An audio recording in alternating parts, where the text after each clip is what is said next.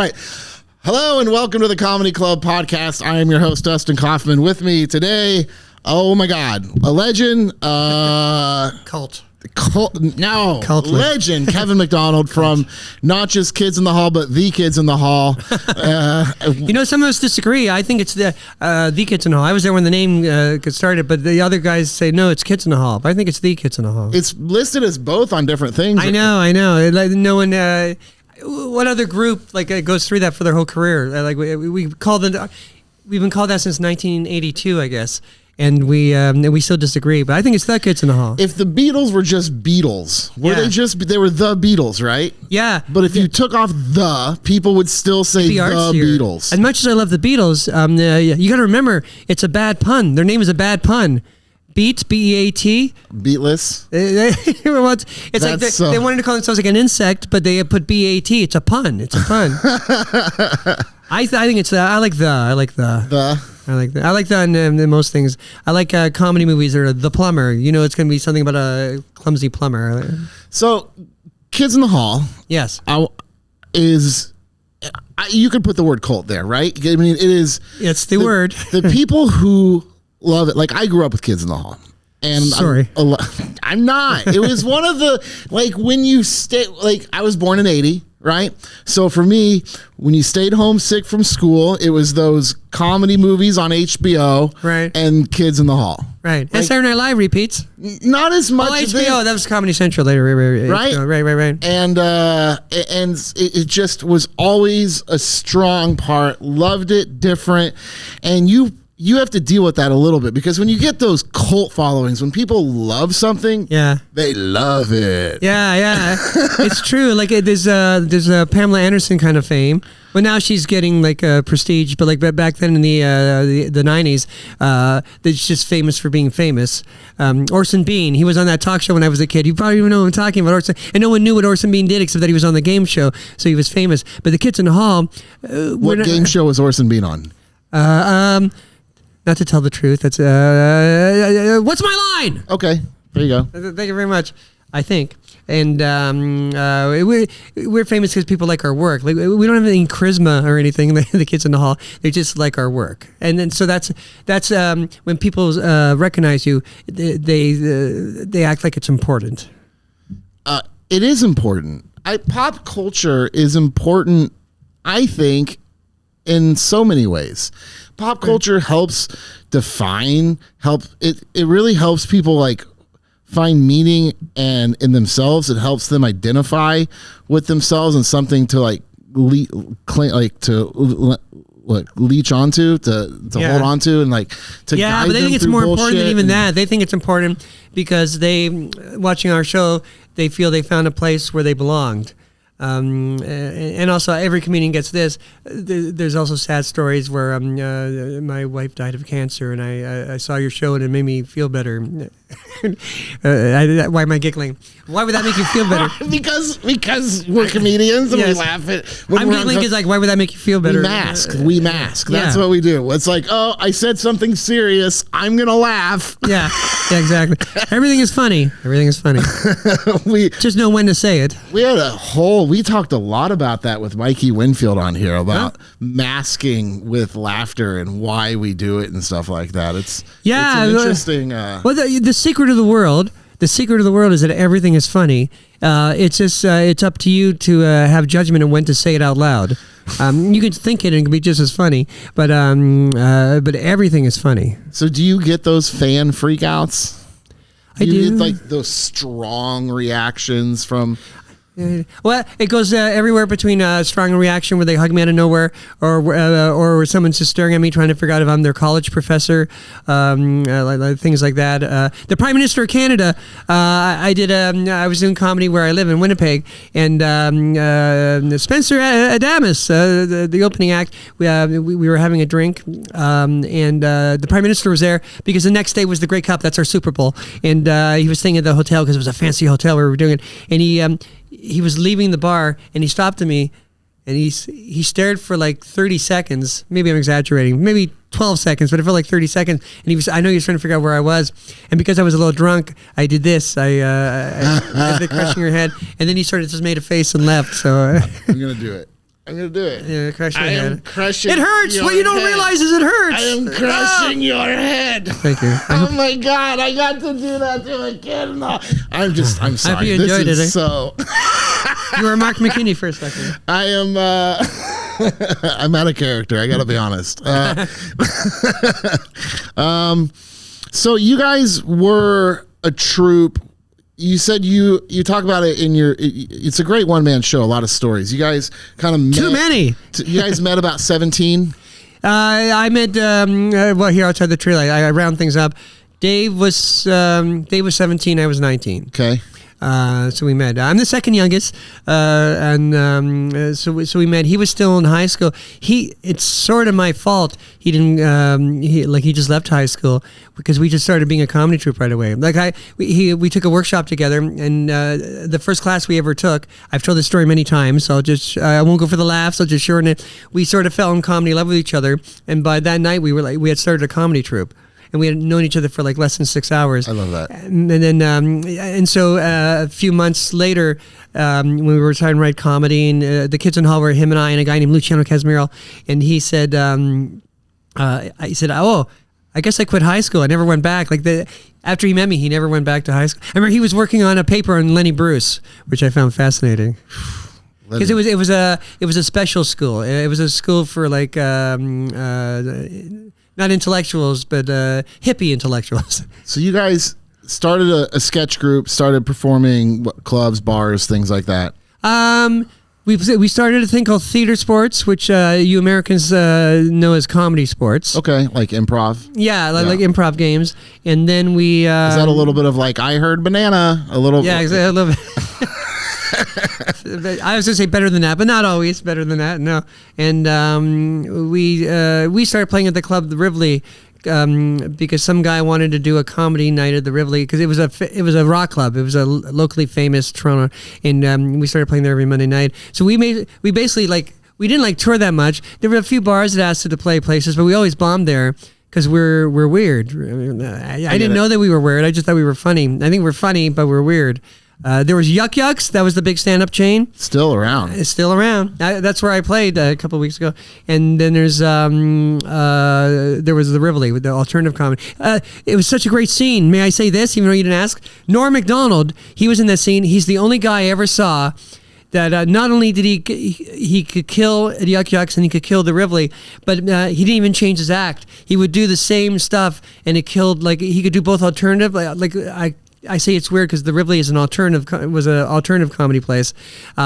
He could kill there as much as he could kill at a mainstream place like Yuck Yucks. I had never seen anyone do that before. And it was the same. He could do the same act.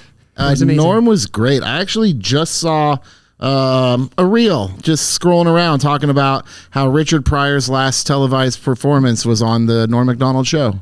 Really? Yeah, that was nice. So how long were you guys performing before, and how was it that you came across Lorne Michaels? Well, when it was the five of us, because I say we were there really for 2 years, but there were like 10 or 11 of us. We had 3 women in the troupe because women was so rare in comedy back then. I guess it's better now, but still not equal probably. They got jobs in Second City. It's grown a lot. Yeah, that's grown a lot. It's grown a lot. So, and then 2 guys got hired to write a TV show that never made it, and another guy suffered from stage fright. So it became the 5 of us. So the 5 of us, from the summer of '84 to the summer of '85, we did a show, the Rivoli, every Monday. And it was like 80 or 90% new sketches. We always wanted to put a few old ones in so we wouldn't forget them. And I remember that it was always 16 people for the first couple of months that came, but then it started growing. And then I say magic, but I'm about to mention a tragedy. In early January in '85, there was a big blizzard in Toronto, and everything was shut down. The streetcars, even the subways, even though they're underground. And also the tragedy part was, I just remember this. There was a famous Air India tragedy. They're still trying to figure out. I started CNN. They say, airline tragedy. And it just fell with that darkness and with the all the snow. We thought, I guess no one's going to come to our show tonight. And it was the first time there was a lineup around the block. The Rivoli fit in 110, and it was always they could always fit in 20 more, so it was 130 from then on. I'm almost done talking, and then no, you're fine. So we got better and better. Isn't it crazy how snow can help comedy? I don't know. Yeah, people want to go in and people want to leave their warmth, go to the code to get to the warmth of the comedy club. I guess. Yeah. And in the summer of '85, we had built a bit. We'd become a big Toronto thing. It's just Toronto. And Mark McKinney, it was Mark McKinney that said, we always like do new sketches. Why don't we rent a theater out and we do a Best of the Kids in the Hall show for a week? And that's what we did. And we got like national reviews because Toronto's like New York. If any local paper is like a national. And the most famous theater critic in Toronto, Ray Conalock, gave us a glowing review. I still remember what he said. I remember he said, the kids in the hall assume their audience is as smart as they are. And I remember us walking around. Yeah, I guess we do that. We assume that. And then I'm almost done. And then Lorne Michaels. We got 30 minutes. You just talk. Okay. Lorne Michaels hadn't done Saturday Night Live for 5 years. He decided to go back, so he sent talent scouts around. And a friend of his, who was the president of the CB, who cares? He came to see. He did something. He's a great guy. He was a late night president of NBC, but he had been the president of CBC, and later he became who cares. He was the nicest guy in the world. I'm just saying who cares about him. Yvonne Fasson, he came to see. He read the review, and he knew Lauren because he was the president of late night NBC, even though he was like 32, and he saw our show. And the next morning, I was calling my movie theater, the Carlson Cinemas, saying, I can't come to work today. We just signed with Pam Thomas, Dave Thomas's wife, Dave Thomas from SCTV. Yeah. She was the biggest comedy agent. And we have a conference call with Lorne Michaels. And that's how it all began. And bit by bit, he sent Franken and Davis. You're young, you're 1980, but do you remember Franken and Davis? No. Al Franken, the senator? Oh, yes. You do not know that they were like comedy legends from the original Saturday Night Live, Franken and Davis? And they were there for years after, too. Al Franken. I never heard of the duo. Yeah. Davis was great. Franken was really great, but they came and auditioned us. We did a whole like hour show for them. Really? And then I remember like just for them? Just for them. Oh, that's wild. And in the restaurant part of the Rivoli, I remember Franken going, "You guys are good, but what can we do with all 5 of you?" And this is while they're hot on SNL. Or is this prior? They're hot. No, this is it's been the Eddie Murphy years and the Spinal Tap years, I call it. Okay. And Lorne Michaels was coming back. He quit in 1980. He was coming back in 1985. It was, as I say in my act, it was about to be the Anthony Michael Hall year. You're auditioning for Franklin and Davis. Franklin and Davis for Saturday Night Live. For Saturday Night Live, for Saturday Night Live, and as a troupe. So like, you guys had done a weekly show with new stuff all the time. You had done your theater show, that's a best of, and now you have to perform an hour for 2 people. With no audience at the Rivoli. We rented the Rivoli out, right? And it was just Franken and Davis. And also Dave Thomas was there because he knew Franken and Davis, so he was going to help give them advice. How did you prepare your set? Did you decide to do new material for this, or did you put together a best of? Well, the idea was to do a best of, but because we're crazy, I love it. we did like only a couple of new things, so don't love it that much. We did a couple of new things. No, it's when you said because we're crazy. You're like, we did so much new stuff. Yeah, we did a few new stuff, but it was but also everybody wanted to shine, like even us, like and we're friends. We were friends first. But everyone wanted to shine. So instead of an hour show, it went to an hour and a half. But they were laughing, like Frank and Davis were laughing, and like I said, Franken kept saying, "But what did we do with all 5 of you? What did we do with all 5 of you? We can't hire all 5 of you." And the next year, after the Anthony Michael Hall year, Pam Thomas talked Lorne Michaels into coming into seeing us. And then we auditioned a year later. Okay. And we auditioned with him at the Rivoli, only with an audience. Oh yeah, Lorne Michaels was there, and word had spread. So this during our show at the Rivoli, it was a packed house. This crazy woman jumped on her stage. She did a handstand, and she started doing a poem where she rhymed Lorne Michaels with a million words. And I remember Scott Thompson's clever ad lib was, "Get off our stage, bitch." So you guys are all auditioning, but you're actually auditioning to be on Saturday Night Live. Yeah. They weren't coming to look at you as a troupe. At that point, at the second one, when Lorne Michaels came, it was for the troupe. But the first time, you're actually auditioning Saturday Night Live, yeah. for Saturday Night, and then none of you actually make it. Well, Mark and Bruce were hired as writers. Okay. They were hired as writers. Mark That's wonderful. But again, it was the Anthony Michael year, but it was wonderful. They were hired, and but then when Lorne saw us, he liked us, and he said, actually, it wasn't a great night. And he came backstage, and he said, it sounds so smart what he said. He said, Bruce was apologetic after the show because it wasn't a great show.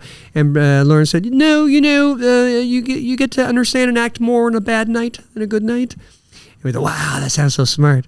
And then he fired Mark and Bruce just so he could hire the five of us. But like I say in my act, it took him a couple of years to sell us to someone. That's HBO. So it was a long process. Yeah. That's all, and you guys did it together. A lot of times, comedians are just comedians. They're just, it's me. Yeah. Do you want me? I can do this or this or that. But you guys are selling yourselves as a package and as a band. Yeah, and we didn't do solo auditions. We auditioned as the troupe, and that's so unique. I think. Yeah, that's the feel of the troupe, and I think the feel of the troupe. I'm about to sound flaky. The feel of the troupe is so strong that they sensed that before they even met us. Like the unity. Yeah, the unity of it. Yeah. Was because Schmeigel was in a troupe. Robert Schmeigel. That's the same year he was hired, but they just hired Robert Schmeigel and maybe someone else. Was Mike Meyers involved in this? Mike Meyers was a friend. He was I knew him before Dave at Second City Workshops, and he was brilliant. Yeah, he was 17 too when I saw him. And he was as good as he ever was. He was when he was 17. He was so complete. I always say that he was Mozart and I was Salieri because I knew that he was great, but everybody could tell. Only Salieri knew in Mozart. And he did a few Rivoli shows with us, and Dave and I wanted Mike in, but Bruce and Mark thought that the area was covered. That area of comedy was covered with Dave and I. And Mark wanted this weird freak named Scott Thompson, which we couldn't understand. Bruce just thought we couldn't understand. I love it. We couldn't understand. But Bruce just wanted four of us. But Scott just so he kept coming to the shows because Mark kept asking him, and he just won us over by. He's funnier than us, but he's not a comedian in the traditional sense. That's why it took us a while to appreciate how good he was as a writer, because we, as weird as the kids in the hall, the four of us, we believe in structure, and we're comedy professors and comedy students, so we know his stuff was all over the place and unstructured, but I realize now how brilliant he was. I knew how great of an actor he was. Before Scott, we were four guys shyly standing at the back of the stage getting across the good stuff that we'd written, and maybe you heard it or maybe not. Scott literally and spiritually and literally pushed us to the front of the stage. Oh man! So it was. We probably wouldn't have got with Mike Meyers. We'd probably be too similar. And I mean, as good as Mike Meyers is, and it's amazing that you guys still, have a presence. We're still together. It's amazing. As I say in one of my songs, I do until one of us dies. Well, for all the fans, Dave. Thanks for still being together. You guys got to do about 6 retirement tours. I know. Like the Rolling Stones. I know. I want to do that. Like Kiss. That's what I want to do. We were going to do one last year, and then one of us got busy, and everyone gets busy. I'm always free. The pre-retirement tour. The pre-retirement, yeah. The next to last comedy tour. Yeah. Somewhere in the final 12 tours. Yeah, somewhere in the top 7 of the last tour. I want to do it so bad, but one of them always get busy. Is it hard to schedule that with everybody now? It is. It was always hard, but we somehow managed it. But now it's harder for some reason. I don't even know if we're busy or we're just grumpier. Did you, while it was being televised, would you watch episodes? Yeah, if I was with my girlfriend, I would, because we saw it all, helping with the editing and stuff. Here's a story. It's a short story. Don't worry. I know you see my long stories. It's a short story. Don't worry. She lets us know when we have 5 minutes. You just go. Oh, I wasn't even thinking that. I was just being apologetic, but it was a short story. Here is just our audience member who filmed stuff. I was going out with a woman named Lisa Hertz. Don't sue me. I'm not saying anything bad about you. I was the problem. But It was me. It was me. But the story's not about that. We one of our first nights together, she came back to my house, and we were making out on the couch. Sorry. And the TV was on. It was just on. We were watching something else. But one show had ended, another show came on. It was the kids in the hall. And I remember I was very drunk. So you're the TV? And so Lisa Hirsch like this. And I look over my head, and I see me dressed as a woman. As I'm kissing this woman, I see me dressed as a woman. So it was like I was kissing myself. And it was wonderful. I was great. I was great. Do you... That's weird. Will you go back and watch old episodes now? Sometimes to kind of reminisce. You know what I saw when it was on Amazon a couple years ago. It probably still's on, but when it first came on, sorry, I keep moving away from the mic. And now I'm too close to the mic. I'm not going with the right distance. I thought it would be fun to watch it, and I watched the first episode. Am I too close? Am I too close? Am I too far? I watched the first episode. I loved it, but never watched the second one. It's kind of yucky.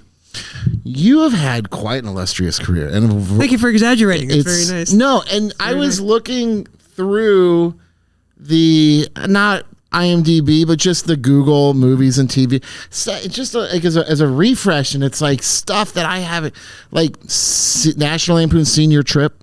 First movie. It was my first movie. Was that your first movie? Yeah, a lot of kids your age loved that movie. Loved that movie. So fun. And then a lot of animated movies and shows and a lot of movies, a lot of crap, but there's a few things I'm not ashamed of. I'm not. My staff absolutely knows you from Lilo and Stitch. Yeah, Lilo and Stitch. Yeah. People who were like a kid 24 years ago. Who were like 27. And that was a good movie. That wasn't bad. I only had a small part, but Galaxy Quest was good. And Sky High was good. Cult classic. I'm like defending myself. But I only had one movie because Lilo and Stitch opened number 2 to the Tom Cruise Steven Spielberg movie about the Time Cop. I forget. It wasn't called Time Cop, but I forget what it was called. But do you have kids? Stepkids. Stepkids. I said that like it was important. I have stepkids. What is important? Because you ended up doing a lot of kids stuff, voice at work. I know Disney for some reason keeps hiring me. Like Sky High's Disney and the Lilo and Stitch is Disney, and I do a lot of like their cartoon TV shows. Yeah. And Nickelodeon. I'm doing a SpongeBob again. My second SpongeBob next week. That's boring, but there you go. SpongeBob. That's a little interesting. A movie? No. Yeah, they're doing another movie, aren't they? They're doing. I think, but no. A TV show. My kids were like anime and video games. They never got into SpongeBob. It's really good. It's sort of like the Pee-wee's TV show where the adults like it. I've only seen a couple episodes, but adults there's a chance they might like it as much as the kids. Like Pee-wee's. I feel like people about 10 years under me probably got into SpongeBob. You into SpongeBob? You're like, are you? But you're like half my age. You're 21, right? Yeah. So it's a good show. SpongeBob. It's a very good show. I've seen it here and there. Like my kids have watched a little bit, but I never really got into it. Some very smart jokes. Yeah. In my opinion. It was another one of those just like for me there was like Voltron or Power Rangers. Right. And it's like if you were so you didn't go for the comedy even though you're a comedian. With the Power Rangers? Yeah. I couldn't stand it. It was so campy. Oh, you didn't like it? Oh. No, I was Voltron, definitely. Like, just could bore you that 80, because that was just my childhood and stuff like that. So. But what was the funny stuff you liked as a kid? Now I'm interviewing you. I got into stand-up very young. My dad let us listen to George Carlin. Oh, every comic who's like a little younger than me, or a lot younger than me in your case, always says it was George Carlin. And they always say their dad too. Their dad. And my dad, and I remember, Howie Mandel. Toronto's own. I saw him even though he's only 5 years older than me. I saw him when I was a high school student. He was so young. Loved Kids in the Hall. Saturday Night Live. Loved Saturday Night Live. Do you still like it? Yeah. I don't. Oh, right. We're on the air. I do too. It's not like they're knocking on my door. We have a lot of cast members work here, though. Oh, right. We have a lot of SNL guys work here. Like people that went after they worked here? Oh, we just had Melissa Villasenor last week. Oh, Alex Moffat in a couple weeks. Kevin Nealon, Tim Meadows. Michael Longfellow was just here. Oh. We are lucky in that department. We get a lot of SNL guys at this club and ladies. But then like 80s sitcoms, you know, the Michael J. Fox and the this and that, Family Ties, Alf, like just things like that for comedy. And then I started exploring, like, because I got into stand-up pretty young, and then I knew I liked, say, Saturday Night Live or some comedy actors, Bill Murray, this and that. And so, but you don't realize at the time yet, because you're so young, that there's different types of comedy. So you start looking at the Blockbuster shelves for comedy specials, and you're like, well, Bill Murray doesn't have one, Belushi, Chris Farley doesn't. You know what I mean? Like all these people don't have stand. And then you start learning, okay, there's stand-up comedians, there's sketch comedians, there's all different. I learned that very early. Yeah, very early. It was when I was a kid. On one hand, it was like a golden period for sketch comedy. And on the other hand, it was a barren. It was only like Monty Python and Saturday Night Live and SCTV. It was they're like, I guess they were like, those were the 3 shows on TV, but they were so amazing. The first couple of years of Saturday Night Live was amazing, in my opinion. I love every year. I take that back. I love every season. How long have you been? We have just a few minutes here to wrap up. How long have you been doing stand up? I started when I moved to Winnipeg, like 14 years ago. And I love that you tell people you've been doing it a year and a half still. Somebody said it's amazing how short of it. I'm like, I'm pretty sure that's not true. In my head, I'm telling the truth. I say a year and a half. I've been on this tour. I call it this tour. Yeah, this tour. The Back Taxes the tour. The weekend, the stand-up comedy. Yeah, the Back Taxes tour. So I'm not lying. I just mean this because during COVID, because before when I did stand-up, I didn't know I can't do stand-up. I can't talk about the things that we all have in common. I'm a freak. I have nothing in common with normal people, so I tried to when I first started like 14 years ago. I started I was conceptual because I did like a sketch so I was like Kevin McDonald doing stand-up comedy for the first time, and the first 10 minutes was doing bad comedy on purpose. And if you were a Kids in the Hall fan, it got laughs, but if you weren't a Kids in the Hall fan, I was just an old guy like bombing. Reminiscing. Reminiscing without any laughs. So during COVID, when is there truth in the name of the tour? Is there truth in the name of your tour right now? No. Okay. I want to ask. It was like, but it's from there was before COVID. There was a time where I did have to do that because I'm on the air. I'll tell you later what I'll do. But no, right now, no. But it's got a grain of truth. It's in the past.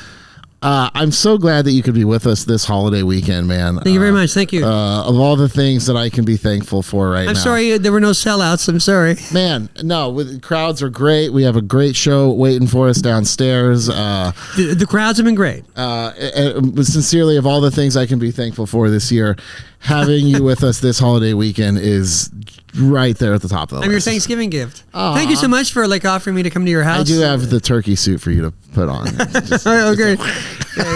Happy Thanksgiving, everybody. Man, you're as pleasant to have as possible. You're fun, friendly, eclectic, you just energetic, and you're a treat. I try to be closer to eccentric than crazy. I know you said eclectic, but it made me think of that. I try to eccentric. I'll give. Okay, yeah, fine. Yeah, I'll give you that. At least I'm halfway through. I'm not past halfway between eccentric and crazy. Well, I hope you can continue to mask all your anger with this fun, upbeat. That's the plan. Anything you want to promote? Where can people find you? Oh, I'm going to places soon. I'm doing my rock opera in Portland on December 12th. I'm looking like was it December 12th? Yes, Sierra. When's he going to be there? December 12th. It is December 12th. And a lot of local Portland celebrities are there. Scott McCoy from the Young Fresh Fellows and the -5. He's going to be playing Dave Foley in my rock opera. Move to Portland so you come and see it. Move. Just move. You don't even vacation. Just move. Relocate. It's that good of a show. All right, Kevin McDonald, thank you so much. Thank you very much. Check him out on the road. He's touring everywhere. The Back Taxes tour. Kevin McDonald from Kids in the Hall. Thank you for coming up here. Thanks for being at the club. Thank you. Follow us, subscribe, tell your friends. Go to the Comedy Club KC and the Comedy Club LFK for the new club in Lawrence. Find a club, see a comic, laugh. Bye. 3-camera shoot. That was fun. Thank you, man.